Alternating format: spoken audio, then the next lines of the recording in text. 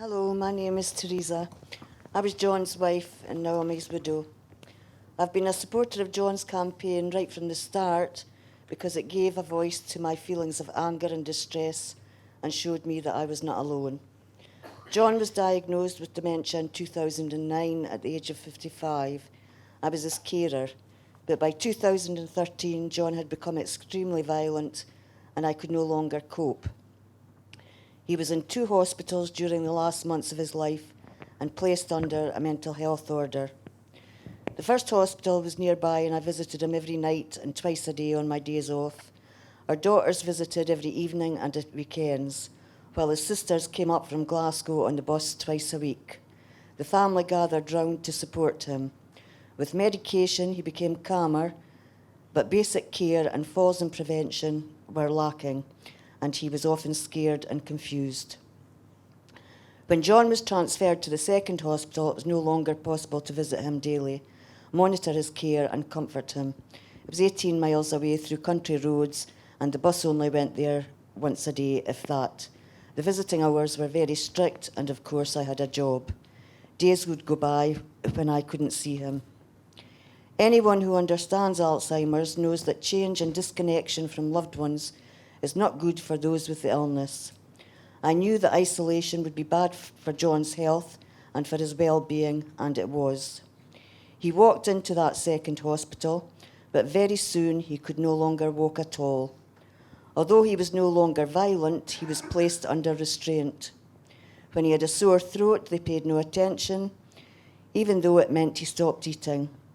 If we had been present, none of this would have happened. I took my concerns about John's care to a tribunal.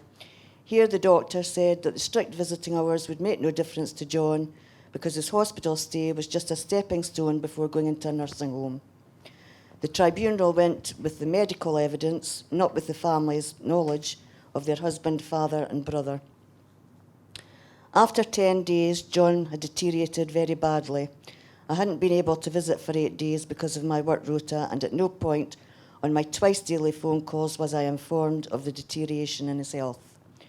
When I finally went to visit him after being to look at a care home with his care manager, I found John restrained in the chair, dying. I contacted our daughters and told them to come. We refused to leave. That was on the Thursday. On the Sunday, the 16th of March, 2014, John died 35 days after being transferred. He was 60 years old. He had been restrained 24 hours a day and neglected by nurses and doctors.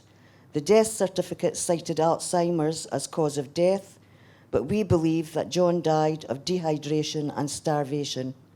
No attempt to reverse his symptoms was made. Because of how he died, we have not been able to grieve for John properly. I can never express the anguish, anger, and hopelessness we felt and still feel. I came across John's campaign when it had just started, and it has helped so much to know that others feel the same as we do and are prepared, like us, to stand up and fight for present and future sufferers. If we can make a difference, the untimely and lonely deaths of those we love will not have been completely in vain. And I would just like to say that on the 28th of September, the Scottish Ombudsman published a full report on John's death and how he was treated in hospital.